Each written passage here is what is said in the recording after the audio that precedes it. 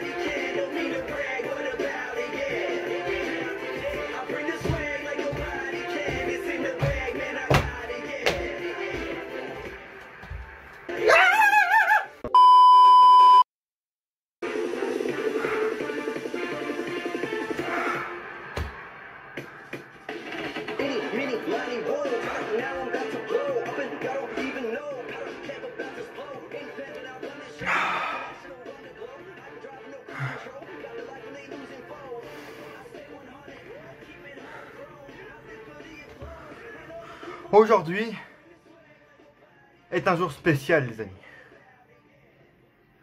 Aujourd'hui, c'est un jour très spécial, les amis. Je pense que je vous ai mis une image en début de vidéo, vous avez tout compris. Bon, j'ai peut-être abusé au niveau de l'intro, tu vois, au niveau de la mise en scène, tu vois. Mais il fallait en fait que j'explose de joie. C'est pas possible autrement. Il fallait que je danse, tu vois. La première musique qui m'est venue, c'est celle des Street Profits, parce que c'est la première que j'ai mise pour danser quand j'ai appris ça, tu vois. Ah putain, aujourd'hui les gars, c'est un jour trop spécial. J'ai réussi à avoir le permis de conduire, les gars. Je suis officiellement un automobiliste de la route française. Officiellement. Je pouvais pas faire autrement. Je suis vraiment super content. Enfin, bref, dans ma tête, j'ai pas compris en fait, tu vois. Parce que ça fait déjà depuis hier, lundi, que j'aurais dû avoir la nouvelle, tu vois. Mais vu que c'était le week-end, les mecs sont un peu pas pressés, tu vois. Et puis, le retard, il faut toujours que ça tombe sur moi, tu vois. Puis je l'ai eu ce matin, en fait. C'est ma mère qui me l'a pris au téléphone. Moi, j'attendais, tu vois, tranquille. Puis en fait, non. On m'a pris, bon, bravo. Mais bravo, pourquoi, tu vois. Ah, bah parce que, tu sais pas. T'as le permis? Ah bon? D'accord. D'accord, je l'ai vraiment appris comme ça, en mode bon, salut, d'accord. Ah, ok, j'ai le permis, d'accord, bah. Ok, tu vois. Mais moi, j'anticipais pas cette réaction, tu vois, parce que même quand je l'ai passé, c'était vendredi. Je l'ai passé vendredi 11 octobre. Tu vois, tu vois, j'ai ressenti un stress pour le jour du permis, et ça faisait très longtemps que j'avais pas ressorti ce genre de stress, en fait. Tu vois, pour le bac, j'avais un peu de stress, mais c'était pas pareil. Là, c'était vraiment un stress. Ça va faire un peu prétentieux, tu vois, parce que pour le bac, j'ai pas eu ce stress-là, mais c'est un peu... Ce stress, je l'avais pas depuis longtemps, c'est un peu le stress en mode, tu vois, je suis pas sûr de ce que je vais faire et je suis pas sûr de réussir. C'est ce genre de stress-là que j'avais pas eu depuis très longtemps, tu vois, depuis des mois, des années. J'avais pas ressenti ce stress, et puis le matin, tu vois, à 8 h vendredi, j'étais en mode, ah oui, et aujourd'hui, oh, ok. Mais en fin de compte, ça s'est bien passé. Tout s'est bien passé. Tu vois, on était le 11 octobre. Le 11, c'est mon chiffre détesté. Tu vois, c'est le chiffre que je déteste le plus, c'est le 11. Et en plus de ça, je passais à 11 h. Enfin, 11 h 30, mais t'as compris. Donc 11, 11. Tu vois, les cartes, les astres, ils n'étaient pas tournés autour de moi. Tu vois, mais en fin de compte, si, tu vois. Et j'anticipais pas cette réaction parce que même moi, dans ma tête, tu vois, quand j'ai passé le permis, je suis ressorti après. Tu vois, même le soir, même le week-end. Quand je disais, ouais, bah sûrement je l'ai, tu vois, mes potes ou quoi, je disais, bah sûrement je l'ai, y a pas de souci, tu vois. Mais j'avais pas cette excitation en mode, bah, oh, putain, super, tu vois. J'étais plutôt en mode, c'est cool, tu vois, je suis content, mais genre, j'avais pas cette excitation-là, je me disais, bon, tu vois, c'est cool, mais sans plus en fait. Mais en fait, quand tu l'apprends, mon pote, c'est un truc de fou, tu vois, parce que c'est tu vois, des mois d'efforts, des mois d'heures de conduite où tu te fais chier où les mecs ils annulent tes heures de conduite, ils les reconduisent, t'as 6 moniteurs différents à chaque fois, tous les jours, tu changes de moniteur, machin, Bref, t'as des moins bien, t'as des biens en plus. Le truc c'est que, comme par hasard, tu vois, les 2 derniers jours, je conduisais les 3 jours d'affilée, tu vois, 2 jours, 3 jours même, avant le permis, avant le jour du permis, tu vois, donc ça me faisait un peu rentrer dans le bain. Et bah comme par hasard, c'est ces 3 jours-là, enfin ces 2 jours plutôt avant, parce que le dernier jour était bien avant le permis, mais les 2 derniers jours avant, tu vois, et ben c'est là où je faisais mes pires heures de conduite, tu vois. Je faisais de la merde et tout machin. Enfin bref. Et c'est justement là les derniers jours où, tu vois, je me foutais le stress moi-même en me disant, bah tu vois, je réussis pas, machin, je suis dans la merde. Je me fous le stress tout seul et puis en fait c'est passé tranquille. C'est passé tranquille et les gars, oui, vous avez officiellement un homme qui a eu 30 sur 31, ici, 30 sur 31. Officiellement Darren Aniskatch, tu vois, officiellement sur internet, Darren Aniskatch, qui a eu Darren 30 sur 31, voilà, vous l'avez devant vous. Et non, sans déconner, j'ai pété de joie en fait, vraiment, quand je l'ai su, je n'attendais pas encore une fois, comme je vous l'ai dit, à cette réaction, mais j'ai pété de joie, tu vois, vraiment, j'étais super content. Et puis quand j'ai appris les résultats, je me suis dit, tu vois, genre, bon, sans faire mon prétentieux encore une fois, mais je me suis dit, bon, je vais avoir 24, 25, tu vois, pas plus. Tu vois, parce que 30-31, c'est vraiment genre l'excellence, t'as tout réussi. Alors que le jour du permis, ouais, genre, certes, j'ai tout bien fait. J'ai regardé angle mort, priorité, rétro intérieur, extérieur. J'ai bien fait comme ça pour les rétros. Parce que vous savez, le jour du permis, il faut bien montrer à l'examinateur que tu sais regarder, en fait, que tu sais parler avec les autres usagers. Du coup, rétro intérieur, rétro extérieur, angle mort par là. C'est bon, t'inquiète, j'ai pigé mon pote. Tu vois, j'avais fait les choses bien, mais je me suis pas dit, bon, ça vaut un 30, ça vaut un 31, tu vois. Et en plus, je crois que j'avais raté une question, mais complètement conne en plus. Mais apparemment, il me l'a compté comme, tu vois, bien. En gros, qu'est-ce qu'un arrêt cardiaque? Simple, tu réponds, c'est quand le cœur fonctionne mal ou fonctionne de manière anarchique. Et moi, je dis, c'est quand l'homme, enfin la personne ne respire plus, ne réagit plus, ne répond plus. Et ben apparemment, cette réponse-là est une réponse alternative. Bref. J'ai quand même tout fait bien. J'ai tapé un petit créneau aujourd'hui permis parce que, je vais vous en parler dans quelques minutes, mais c'est pas moi, encore une fois, qui a eu le parcours le plus dur. On était 5-4 et c'est encore moi qui a eu le parcours le plus dur. Un créneau en plus, le jour du permis, tu vois. Bref. Et oui, 30 sur 31, c'est vraiment en fait ça qui m'a fait exploser de joie, tu vois, parce que je pressentais mon moniteur aussi, super sympa.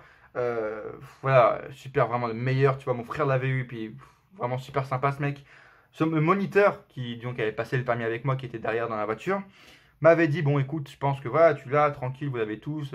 Donc toi, stressez pas, mais c'est vraiment le résultat en fait. Quand tu vois que tu es favorable, que tu l'as et que tu as 30 sur 31, c'est là que tu réalises en fait, tu fais, ah oui, quand même, pas mal. Pas mal, tu vois. Et c'est là que j'ai commencé à sauter de joie et que j'ai commencé à te mettre cette putain de musique.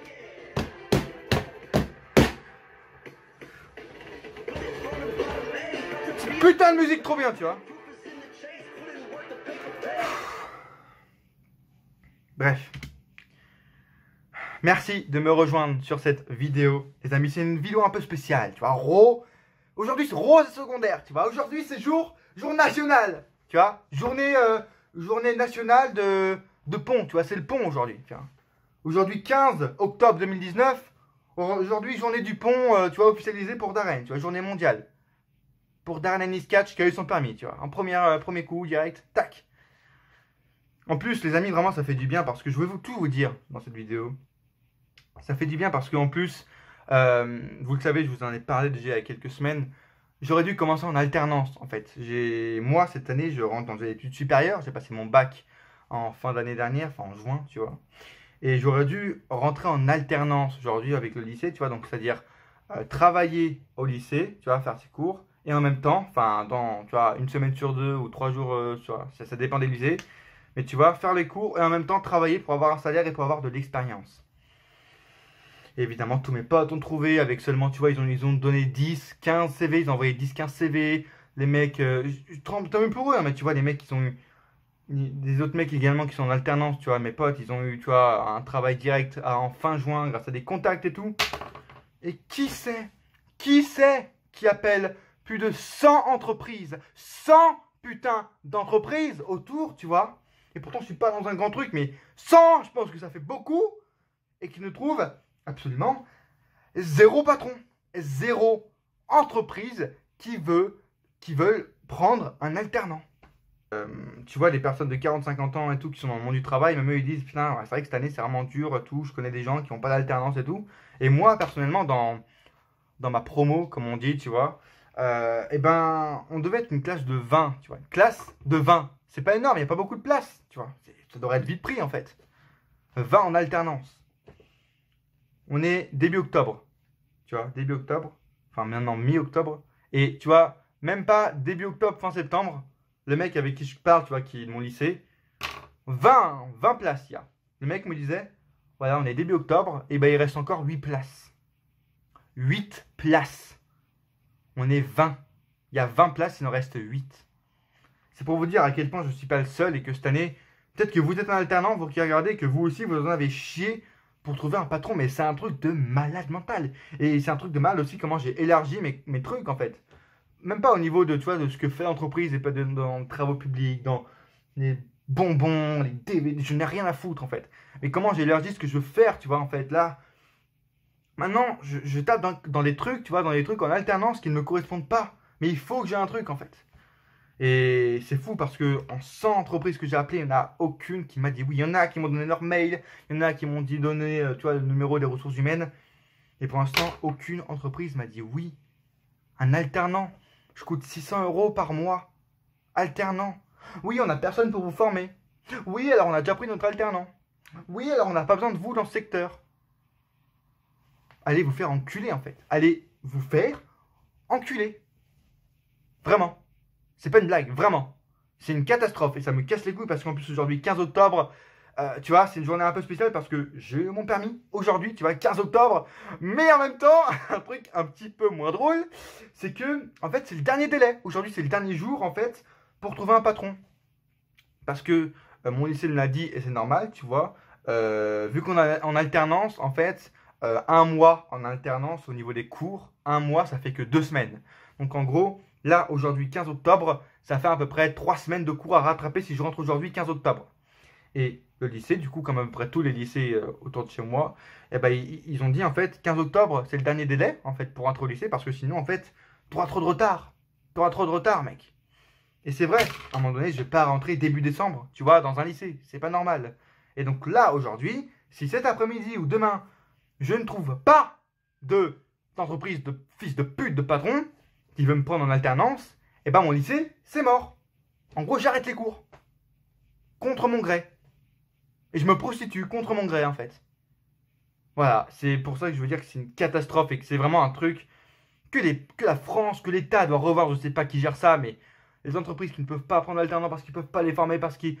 Allez niquer vos races, vraiment allez niquer vos races. Je sais pas qui est le fautif là-dedans, mais allez tous niquer vos races. Macron, l'État, les sans patrons, j'en ai pas les couilles. C'est n'importe quoi et vraiment ça me casse les couilles. Je cherche depuis le mois de mai, j'étais un des premiers autour de, avec mes potes et tout, j'étais un des premiers à envoyer les premiers CV, les premiers appels, etc. J'en ai trouvé aucun. Et le pire, c'est que les 3-4 potes, tu vois, qui sont maintenant en alternance, eh bien, ils ont trouvé autour de chez moi, tu vois, là où je cherche aussi, les villes autour de chez moi, là où je cherche. Pourquoi eux ont trouvé et pas moi, tu vois. La malchance, quand je vous dis, j'ai de la malchance tout le temps. J'ai de la malchance, c'est un truc de malade mental. Je suis le mec, un des mecs les plus malchanceux du monde, en fait. Vraiment. Donc c'est pour ça que, tu vois, avec toute la période négative que je vois en ce moment, là, que je vis en ce moment de merde, où je trouve pas d'alternance, où j'ai pas d'avenir, en fait, c'est simple, j'ai pas d'avenir, et ben, tu vois, ça fait plaisir d'avoir une bonne nouvelle comme ça, d'avoir une réussite, en fait. Une bonne réussite. Ça fait plaisir. Et d'avoir 30 sur 31, tu vois, je dis, niquez-vous tous, allez vous faire enculer. J'ai passé mon permis, et là, aujourd'hui, je vais 30 sur 31. Un des meilleurs conducteurs de tous les temps, il est ici, devant vous, Darren Ennis Catch, les gars. Maintenant, allez vous faire enculer. Voilà, une réussite, vraiment, ça fait clairement du bien. Surtout dans ce moment-là. Bref. Merci de me suivre les gars, laissez un pouce bleu pour me féliciter, tout simplement dans les commentaires également. Laissez un pouce bleu pour cette journée vraiment spéciale, historique sur cette putain de chaîne. Regardez l'intro que j'ai faite. Vous savez que j'adore faire des intros spéciales sur la chaîne. J'adore, voilà, exprimer un peu mon talent, entre guillemets, mon talent au niveau du montage. Mais j'aime bien faire des montages, etc., des intros spéciales, mettre une mise en scène un peu comme dans le catch, tu vois. C'est ça aussi mon but, c'est de vous faire ressentir un peu des émotions, faire des intros un peu comme dans le catch, tu vois. Des vidéos package, tout ça. Et j'ai peut-être un peu abusé sur ces intros-là, mais bref, aujourd'hui c'est une journée historique sur la chaîne, journée historique dans le monde, journée mondiale de national, mondiale, tu vois, de respect, hommage envers Darren Ennis Catch, c'est aujourd'hui, tu vois. Bref. Et bonne chance aussi à Beast, Guillaume, French Wrestling Beast, qui passe lui demain son permis. Je lui souhaite bonne chance, mais ça va bien se passer. Je pense que, voilà, tranquille, tu vois, le mec, s'il rate un truc, tu vois, si le mec a un créneau, Guillaume, et qu'il le rate, boum, gros super kick dans sa gueule à l'examinateur, et puis c'est fini, tout simplement. Bref, bonne chance à French Wrestling Beast, les gars. Laissez un pouce bleu, vraiment maintenant, pour me féliciter. Si vous aimez ce que vous voyez, évidemment, abonnez-vous, parce qu'aujourd'hui, une journée spéciale, les gars. Abonnez-vous pour être au courant de toutes les vidéos qui arrivent, et pour augmenter, tout simplement, la communauté de la chaîne, parce que je veux, encore une fois, je vous le dis, créer une communauté sur cette chaîne Darren Ennis Catch, que j'ai depuis maintenant plus de 6 ans et demi, pratiquement. Donc bref, abonnez-vous et activez la cloche, je le dis pas souvent, mais activez la cloche dès maintenant pour recevoir les notifications de toutes les vidéos qui arrivent. Et bien sûr, suivez-moi sur tous les réseaux sociaux. Donc ici, tu vois, Twitter, Facebook, Snapchat, tout ça, c'est ici, tout simplement, c'est sur ces réseaux sociaux où je dis ce que je pense de Raw, de SmackDown, de Hell in a Cell, de AEW, quand je ne fais pas de vidéo dessus. C'est sur Twitter, sur Facebook que ça se passe. Donc allez me suivre dès maintenant sur tous les réseaux sociaux qui sont là, qui sont aussi en barre d'infos. Et encore une fois, abonnez-vous si ce n'est pas déjà fait, laissez un like, c'est hyper important pour augmenter la visibilité globale de la chaîne. Bref, beaucoup d'émotions aujourd'hui. Mais bref, c'est pas tout parce qu'aujourd'hui, aujourd'hui, tu vois, maintenant, hier soir, il y a eu Monday Night Raw, tu vois. Et pour tout vous dire, j'en ai rien à foutre, en fait. Et j'ai envie de continuer de vous parler de ce que j'ai fait, en fait, de mon jour, du jour où j'ai passé mon permis, tout simplement. Parce que, encore une fois, je vous le dis que j'ai de la malchance, si vous ne me croyez pas. Ça, c'est des petits trucs comme ça, des petits détails dans la vie, en fait, qui font, tu vois, te dire que t'as pas de chance pour ci, pour ça. Mais des petits détails dans la vie, tu vois, je n'ai pas un exemple, mais par exemple, je vais prendre le jour du permis, tout simplement, vendredi, le jour où j'ai passé le permis. Eh bien, on était 4. Et tu vois, les autres, il y en avait une qui passait en automatique, on était 3 à passer en manuel, tu vois, tranquille, tout se passe bien entre nous, machin. En plus, je suis avec un mec que j'aimais pas du tout au lycée, mais en fin de compte, là, on s'en en mode salut, comment ça va? Alors que, avec mes potes, c'est le genre de personne que j'aimais pas au lycée, tu vois. Et pourtant, bah voilà, on se parlait, normal, tranquille. Je l'ai à réviser, tu vois, normal, les questions. Et tu vois, les 3 qui passent le permis, tu vois, avant moi, je suis le dernier, tu vois. Last but not the least, comme on dit. Et tu vois, les 3 qui passent avant moi sont en mode, bon, en fait, tranquille, nous, on est passé tranquille dans des endroits où c'est tranquille, tu vois, on est passé le jour, tu vois, où on conduit normalement, parce qu'en fait, eux, en gros, les 3 qui sont passés avant moi, sont passés par des routes, par des endroits qu'on prenait tout le temps, en fait, quand on faisait nos heures de conduite, tu vois, c'était vraiment des trucs très basiques, c'était en ville, tu vois, en centre-ville, entre guillemets, mais c'était pas des trucs compliqués, tu vois, on connaissait tous les priorités à droite, on connaissait les passages piétons, on connaissait les endroits dangereux, on connaissait les limitations de vitesse, tout, tu vois, donc les mecs sont passés tranquilles, tu vois, les trucs qu'on connaissait, les routes qu'on connaissait, les stops, ils connaissaient les priorités à droite, partout, tranquille, tu vois. Et nous tous, on se disait, putain, on espère, tu vois, avant qu'on conduise, on se disait, putain, on espère qu'on va pas passer à cet endroit-là, parce qu'en fait, il y avait un endroit, une ville, un village même, tu vois, c'est un village, où en fait c'était la hantise, tu vois, de toute personne qui passe le permis en fait. Ils sont impardonnables. Les mecs, tu vois, ils sont impardonnables, ils ne pardonnent rien, tu vois, ils laissent rien passer. Donc déjà on flippait pour ça parce que sur ce village-là, les examinateurs sont hyper vénères, tu vois, ils sont les morts de, tu rates un truc, boum, tu vois, pied sur le frein et éliminatoire, tu vois, parce que dès qu'un examinateur touche une pédale, c'est éliminatoire. Donc tu vois, on stressait tous.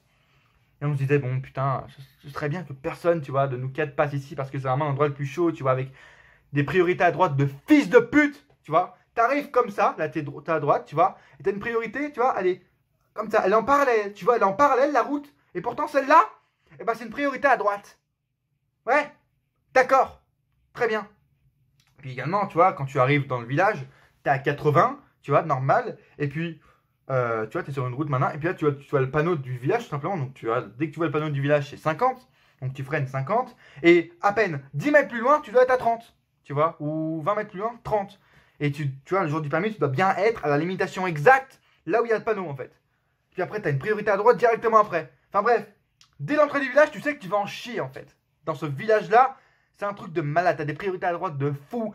Tu as des trucs qui se passent, tu vois, mais tu te dis, putain, mais je vois jamais ça. Tu vois, t'as des routes assez sinueuses qui sont assez, tu vois, qui n'ont pas de visibilité. Du coup, tu dois faire un glissé de première pour pas arriver trop vite au cas où il y a une voiture qui arrive. T'as des routes, tu vois, où t'es pas prioritaire, il y a des flèches rouges, du coup, c'est-à-dire que t'es pas prioritaire et t'as pas de visibilité, du coup, tu dois arriver tout doucement, même s'il n'y a pas de voiture et tout.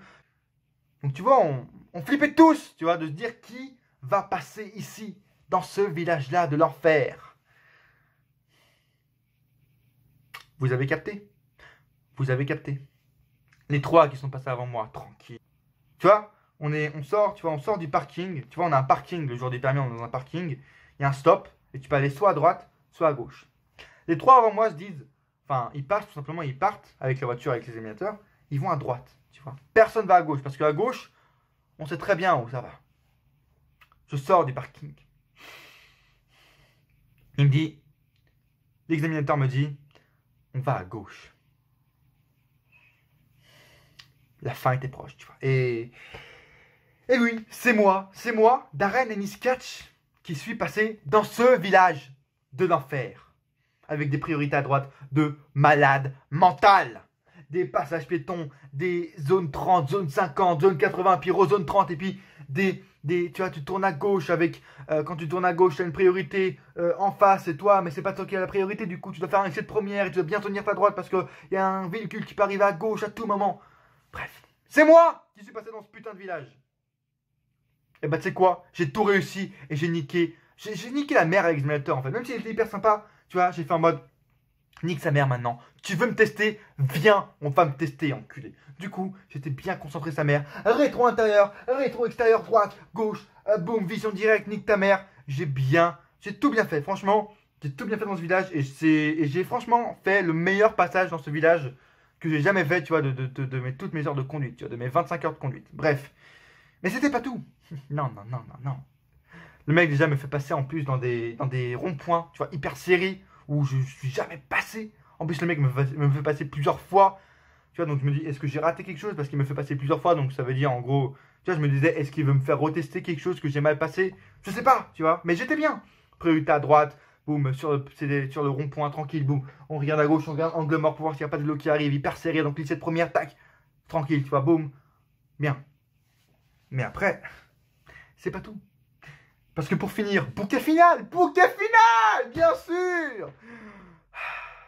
Le mec, on commence à sortir, tu vois, d'une route, tu vois, on prend une sortie, puis on se dit, je me dis moi, ah c'est bizarre, je connais pas ici. Puis en fait, on allait dans un endroit que je connaissais pas du tout, et avec des routes, en fait, putain de dangereuses. Ces routes étaient putain de dangereuses. Oh, j'ai pas encore le permis, je suis en train de le passer, et c'est l'examinateur qui est hyper sympa, donc je vais pas le critiquer, mais le mec, c'était pas les autres, c'est moi qui l'avais choisi pour me tester. Et le mec me fait passer dans des routes, mais je vous jure, c'était des routes, tu vois, genre à 80 en plus, mais les routes, tu pouvais pas aller en dessus de 50, tu vois, parce que les routes, ça faisait ça, et puis direct, boum, ça tournait à gauche, alors que c'était 80 en fait. C'était 80, mais tu vois, c'est une route normale, et boum, ça tournait à gauche directement, et puis après, boum, ça tourne à droite, et puis après, boum, épingle, et ça retournait à droite, tu vois. Mais une route, mais hyper sinueuse, dangereuse. Vraiment un truc de fou. Et du coup, je pense qu'il voulait me tester, tu vois, mais... Et ça faisait... Enfin, j'ai vraiment été jamais aussi concentré que ça, tu vois. Et vraiment, quand je vous dis que j'ai pas de chance, c'est la vérité, parce que personne n'est passé à cet endroit-là. Et puis, je le connaissais pas, en fait. Puis quand tu vois, le jour du permis, t'es déjà assez stressé et tout. Quand on te fait passer à un endroit qui est hyper dangereux, avec des routes dangereuses, que tu connais pas le jour du permis, tu te pisses un peu dessus, en fait. Donc je me pissais un peu dessus parce que je devais regarder un peu rétro intérieur, extérieur, machin. Je devais bien faire gaffe à ne pas mordre les lignes, tu vois. Quand je tournais, parce que je connaissais pas les lignes. Enfin, je connaissais pas du tout les routes. Et tu devais faire gaffe aussi en face parce que, en gros, ça tournait, tu vois, quand tu tournais normal. Mais si tu tournais normal, en fait, t'avais le putain de fossé en face. Du coup, tu devais bien tourner à fond. Mais tu connaissais pas la route. Du coup, tu savais pas si tu devais tourner à fond ou un peu ou à 180. Tu savais pas. Un truc de malade mental. Un truc de fou, tu vois. Et bouquet final.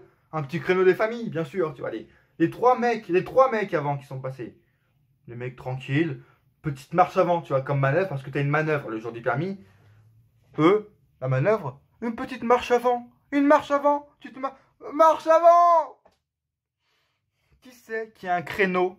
Qui c'est qui a un créneau dans une route hyper étroite, hyper serrée, à gauche? Un créneau à gauche que je n'ai jamais fait. Et pourtant, le mec a voulu me tester. Et ben j'ai tapé le meilleur créneau de ma vie. Boum, on tourne à gauche, on recontrebraque à droite, on est en parallèle, on remet les roues droites, on avance. Je n'ai même pas repris le créneau, je l'ai fait, boum, un mouvement, deux mouvements, je ravance. J'ai tapé le meilleur créneau de ma vie.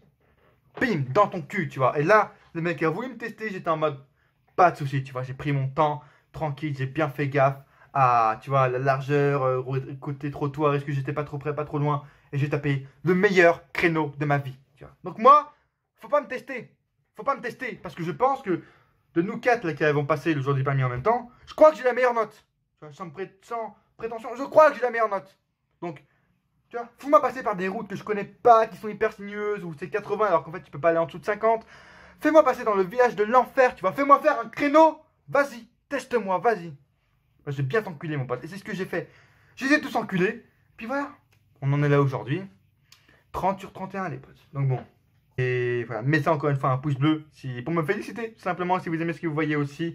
Et bref, je pense que j'ai fini de parler de permis, de mon jour où j'ai passé le permis. Je pense qu'à 30 minutes de vidéo, là, on peut maintenant, à 30 minutes de vidéo, commencer la review de Mount the Nitro. Les potes, on peut la commencer, je pense. Alors, je sais même pas, en fait, je vous le dis concrètement, je suis même pas sur le site Catch News pour voir qu'est-ce qui s'est passé à Raw. Je vais vous dire, en fait, on va faire un avis global, tu vois. C'était pas un Raw mauvais, en fait. C'était pas un Raw de très mauvais. Sans déconner, c'était... Le début, déjà, ça a très bien commencé avec Becky Lynch, genre... juste un truc, par contre, pourquoi ils ont changé les couleurs, tu vois, de Becky Lynch, les couleurs de son entrée à Becky Lynch maintenant. C'est plus gris et tout, c'est orange, jaune, bizarre. La VVE, ou pourquoi changer des trucs quand ça marche, en fait. Laissez les layouts que Becky Lynch a, tu vois. Enfin bref. Donc Becky Lynch arrive avec ses nouveaux layouts complètement dégueulasses, mais Becky Lynch arrive tranquille, elle fait une petite promo. Et puis t'as Charlotte qui arrive ensuite, Charlotte Flair, parce que Sasha Banks n'est pas apte à affronter Becky Lynch. Et puis boum, t'as Charlotte Flair, Becky Lynch pour déterminer quel brand va commencer en première la draft aujourd'hui, tu vois. Et puis match super bon.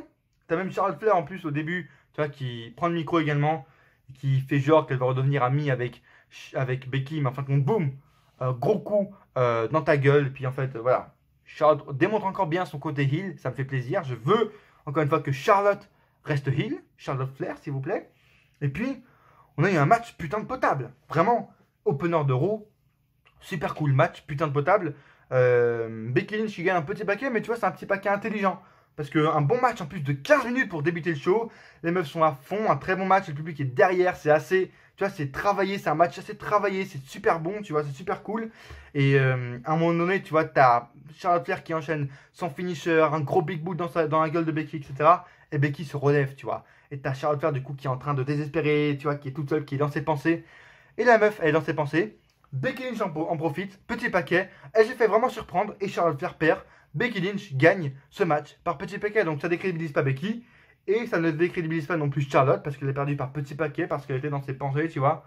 Tranquille. Et c'est vraiment très bon opener. On commence super bien avec Becky Lynch du coup qui entre dans le show avec une victoire. Super cool.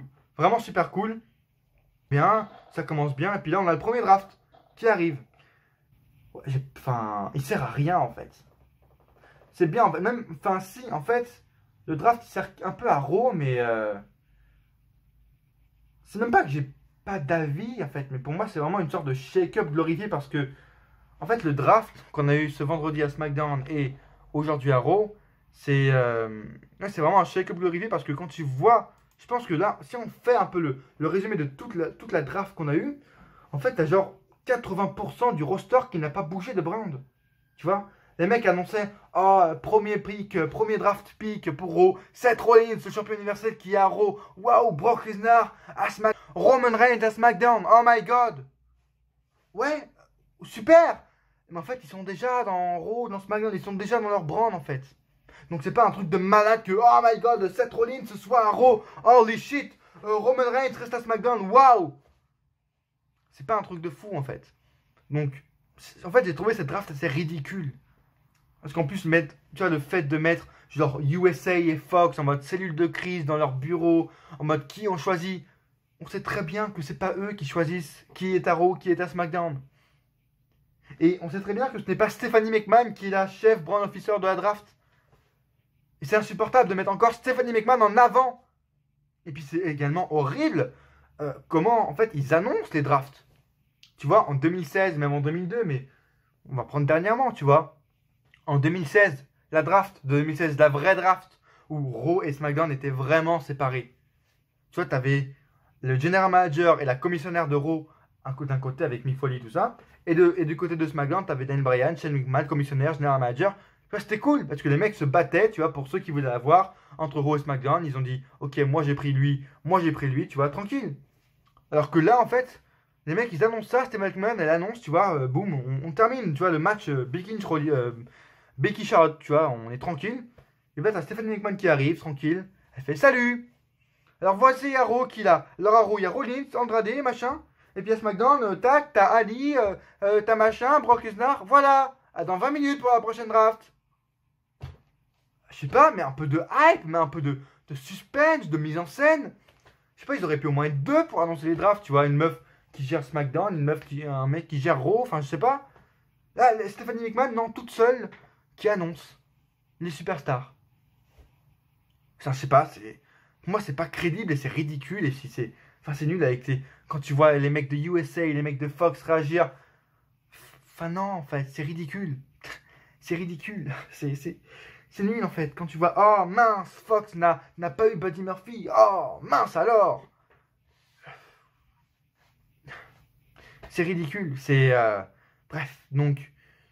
C'était vraiment le fil rouge, encore une fois, de ce Monday Night Raw. C'était la draft, tu vois, parce que on a eu quoi? On a eu 5, 6 rounds de draft, tu vois. Donc les drafts s'effectuaient par en fait round de 5 ou 6 superstars.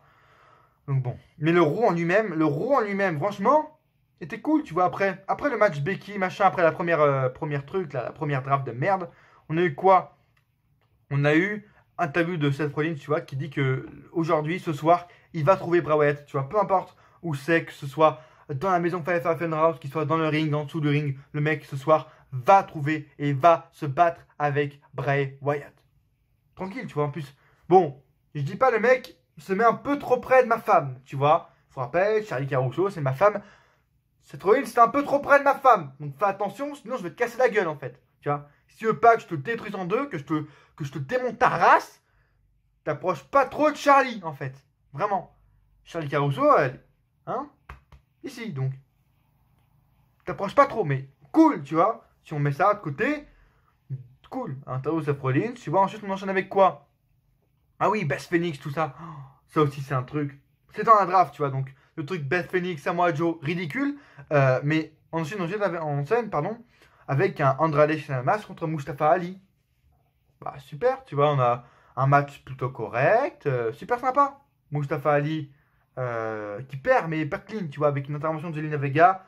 Ça permet à Andrade de prendre la victoire. C'est un peu con parce que tu mets deux mecs face à face qui ont besoin d'une victoire, donc c'est un peu bête, tu vois. Mais pourquoi pas, ça fait un match plutôt cool. Et Andrade, mise en avant.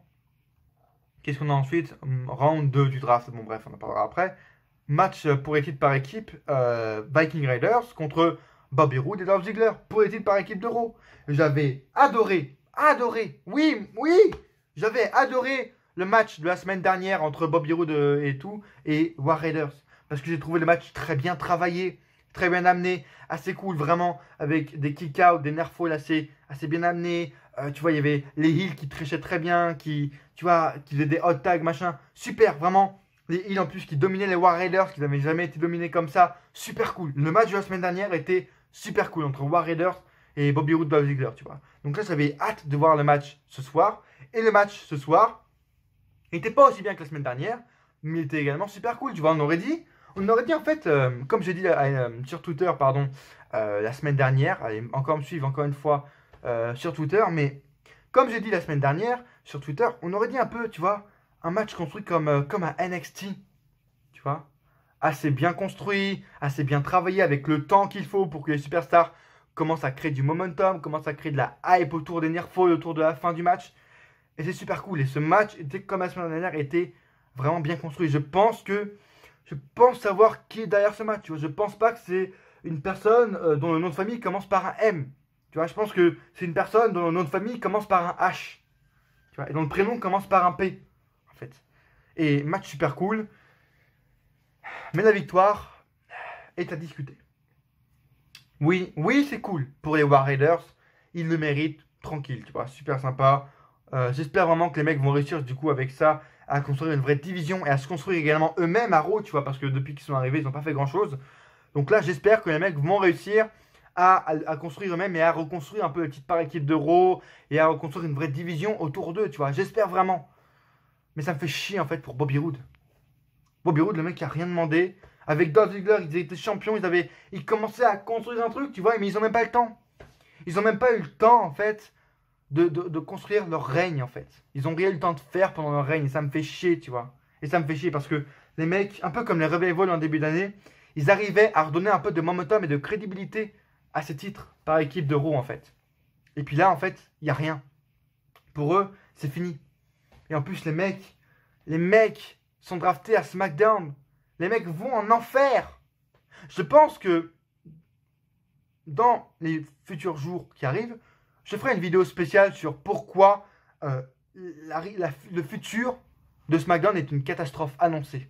Et les prémices d'une catastrophe, tu vois. Je pense que je ferai une vidéo spéciale sur SmackDown dans les futurs jours, mais parce qu'en fait là ça me fait chier. En fait, Bobby Roode est draft à SmackDown, il n'y aura pas de revanche entre les War Raiders et tout. Et puis je voulais en fait tout simplement, je voulais que Bobby Roode et Ziggler, tu vois, prennent leur victoire. En plus ça aurait été cool, c'est à Raw, certes, mais tu vois, c'est les champions, ils défendent leur titre, donc ça aurait été pour moi logique et crédible que les War Raiders se prennent leur première défaite dans un match de championnat, tu vois, face aux champions.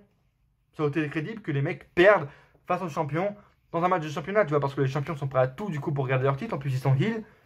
Ça aurait été crédible, ça aurait été logique, tu vois, pour garder leur titre. Donc, pour moi, Bobby Roode et Dolph Ziggler, ce soir, auraient dû infliger la première défaite aux War Raiders pour ensuite enchaîner après, tu vois, avec une revanche en Arabie Saoudite ou sur War Series. Il fallait une revanche, tu vois, entre eux. Parce que la chimie est plutôt cool. On aurait pu partir sur une rivalité assez cool entre eux, tu vois, avec les War Raiders qui partent, tu vois, qui font des promos en backstage, tu vois, avec un décor assez sombre, assez rouge, comme on voit, tu vois, dernièrement, même ce soir qu'on a vu heureux, avec un décor, tu vois, assez sombre, assez rouge, qui sont chez eux, ils font des promos assez dark, tu vois. Ça aurait été cool. Mais non, tout est fini. Les War Raiders sont champions, je suis content pour eux, je suis vraiment super content pour eux. Mais voilà, encore une fois, c'est le défaut de la WWE, c'est le défaut de Vince McMahon, et c'est le défaut de cette draft. Tu vois, quand tu en as un qui pourra être mis en avant et tu vois, qui est push là, et bah t'en as un autre qui se fait enculer en fait. T'en as un autre pour qui ça porte préjudice, tu vois. Donc là, War Raiders sont champions, écoute, c'est super pour eux, ça pourrait leur mettre en avant, mais ça porte préjudice à Bobby Roode et Dolph Ziggler qui se retrouvent à SmackDown. Vous voulez que je vous dise ce qu'il y a à SmackDown? Très bien. Il y a New Day et il y a Revival. Voilà ce qu'il y a à SmackDown. Ils vont faire quoi? Bobby Roode va faire quoi à SmackDown? Et en plus, il y a 2 heures. Raw en dure 3, SmackDown en dure 2. Est-ce que vous croyez vraiment que les équipes à SmackDown, les Revival et tout, est-ce que vous croyez vraiment qu'ils auront des matchs de plus de 10 minutes maintenant avec les Cain Velasquez, avec les Brock Lesnar? Donc Bobby Roode est mort. Ça y est. Le push de Bobby Roode qui était géré par Paul Heyman est décédé. Et Delta, Charlie, Delta. Décédé. C'est fini. Un Aleister Black contre Eric Young. Pourquoi pas? Pourquoi pas Aleister Black qui prend encore une victoire, tu vois, à Raw. Maintenant, le mec est officiellement à Raw d'ailleurs maintenant. C'est cool. Le mec est à Raw. Et franchement, au niveau de Raw, tu vois, on a eu quoi? Ricochet, Shelton Benjamin, Buddy Murphy, Cedric Alexander. Enfin, le main event, c'était Natalia, Lacey Evans, tout ça de la merde, quoi. Parce que bon, Lacey Evans, qui a fait quoi? Un face turn, je sais pas, bref. Mais en tout cas, c'était cool. Et à Raw, ça s'annonce bon, parce que tu vois, à Raw, le truc bien de cette draft, c'est que on n'a plus les grosses têtes. Tu vois, à Raw, il reste quoi? Il reste Seth Rollins, Il reste Seth Rollins. Et comme grosse tête, tu vois, mais là on a que de l'air frais, tu vois, on n'a plus de Braun Strowman, on n'a plus de je sais pas quoi, on a encore du Samoa Joe, mais tu vois, on n'a plus des grosses têtes qui font chier, tu vois. Là on a de nouvel air frais, on a de l'air frais qui peut arriver enfin, tu vois, à Raw, Buddy Murphy, Cedric Alexander, Aleister Black, qu'est-ce qu'il y a eu d'autre encore? Aleister Black, on a Shelton Benjamin qui peut également se renaître, tu vois, de ses cendres aujourd'hui, Shelton Benjamin avec un ricochet, et tous ces mecs-là que je viens de citer, ils peuvent commencer à revenir pour le titre des États-Unis. Buddy Murphy, Aleister Black pour le titre universel, il peut y aller, parce qu'il n'y a plus personne maintenant. Il y a qui à Raw pour le titre universel? Il y a plus Braun Strowman, il n'y a pas Brock Lesnar, il n'y a pas de Roman Reigns, il y a Drew McIntyre, certes, mais tu vois, c'est tout. Et maintenant, le point positif que je peux retirer vraiment de cette draft, c'est que les bonnes superstars, normalement, encore une fois, je dis normalement, seront mises en avant parce que depuis ce qui s'est passé à Hell in a Cell, tu vois, depuis ce pay-per-view maléfique de Hell in a Cell, je ne vois plus aucun espoir en la WWE, tu vois. Donc je me dis, c'est cool, on a Andrade Cien Almas, on a Buddy Murphy, on a Aleister Black, tu vois, les meilleurs catcheurs actuellement de la WWE sont dans la même brand et sont seuls, tu vois, pour exposer enfin leur talent et pour aller enfin chercher des titres comme le titre des États-Unis pour Buddy Murphy, le titre universel pour Aleister Black. C'est cool, tu vois, mais je prends du recul et je me dis, ne prends pas trop d'espoir comme tu as fait en juillet, en août. N'espère pas et c'est ce que je vais faire. Tu vois, je suis content pour eux, pour ces superstars-là, mais je vais wait and see, tu vois. Je vais attendre parce que je n'ai plus aucune confiance en la WWE, tu vois. Avec les talents qu'ils ont là, les mecs peuvent quand même faire de la merde. Donc, non, je n'espère pas. C'est cool, mais je ne vais pas m'avancer. Tu vois, je ne vais pas m'avancer sur qui doit aller. Est-ce que Buddy Murphy va aller vers le titre US? Est-ce qu'ils vont avoir une bonne rivalité? Non, je n'ai plus aucune confiance en la WWE, tu vois. Mais c'est cool. En tout cas, pour Raw, c'est cool. Parce que on a vraiment une nouvelle carte, un nouveau roster à Raw complet avec plus aucun gros nom, mais des superstars qui ont du talent, qui ont un certain momentum comme Aleister Black, comme Buddy Murphy également, et qui peuvent s'accomplir, et voilà, sur lesquels la WWE peut capitaliser. Pardon, 45 minutes de parlage, de talk, ça fait un peu beaucoup, tu vois, donc on bégaye un peu. Bref. Donc voilà, je vais m'arrêter là. Je vais vous dire là, dans quelques secondes ce que je pense de tous les drafts, si c'est bon ou pas bon. Mais encore une fois, le Raw de ce soir était plutôt bon. On a eu le segment avec Lana, tu vois, Bobby Lashley, mais qui n'a pas pris trop d'ampleur. Tu vois, ça part en vidéo Pornhub, tu vois. Et ça me met mal à l'aise, vraiment, ça me gêne. Tout ce qui se passe avec Lana, Bobby Lashley, ça me gêne pour Rusev en fait. Tu vois, même si c'est du kayfabe, tu vois un autre mec qui est super bien, tu vois, super bien musclé, tu vois, qui touche ta femme, qui touche les jambes de ta femme, qui voit les formes de ta femme. C'est gênant pour Rusev en fait, ça me fait chier pour lui, vraiment. Mais voilà, donc ce qui se passe, bon Raw, encore une fois, je bégaye, désolé, c'est la fin de la vidéo. Bon Raw pour ce soir, c'était vraiment un bon Raw avec les bons matchs. Pas trop de parlotte, moi, le match qu'il fallait, avec des Aleister Black et tout, qui ont pu se découvrir, qui ont pu être découverts, tu vois, au monde entier. C'est super cool, ce qui s'est passé, les matchs qu'on a eu ce soir. Et au niveau des drafts, qu'est-ce qu'on a eu? Première draft, Seth Rollins, Brock Lesnar, bon, super. Charlotte Flair à Raw, je dis pourquoi pas, parce qu'elle peut amener un peu tu vois, de l'air frais. Et puis Charlotte Flair, maintenant qu'elle est heel, c'est un peu la meilleure avec Becky Lynch. J'espère vraiment pas, par contre, que ça va repartir et qu'elles vont recommencer une rivalité interminable entre Becky et Charlotte. J'espère vraiment pas. J'espère qu'elles vont être séparées malgré qu'elles soient dans le même roster. Mais bref, bon, c'est bien pour Charlotte. Qu'est-ce qu'on a eu encore? New Day à SmackDown, ils auraient pu justement aller à Raw cette fois, mais bon, New Day reste à SmackDown, le pauvre Kofi, voilà, le mec il n'aura plus rien. Et Andrade, qui est le 5e choix, c'est très bien ça. Andrade Cien Almas maintenant est à Raw et c'est un très bon choix parce que, en plus, c'est le 5e choix, tu vois, donc ils mettent de l'importance en lui, ils mettent tu vois, du courage, enfin de l'espoir plutôt en Andrade Cien Almas et je trouve ça plutôt pas mal. Deuxième draft, on a eu quoi? Les Kabuki Warriors à Raw. Oui, elles sont aussi à SmackDown pour défendre leur titre, mais bon, bref. Brian reste à SmackDown et ça, c'est, je pense, le truc qui me fait le plus chier. Parce que Brian avait besoin tu vois, de changer de roster avec tous les trucs, avec Roman Reigns, ce qui s'est passé, tout ça, Eric Rowan. Le mec avait besoin d'aller à Raw, déjà pour avoir tu vois, un nouvel air frais à Raw. Et puis pour lui, pour sa carrière également, il aurait pu, tu vois, partir vers le titre US, vers le titre universel avec Seth Rollins, tu vois. Ça aurait été vraiment cool, ça aurait été vraiment super. Mais bref, ça s'est pas fait, tant pis.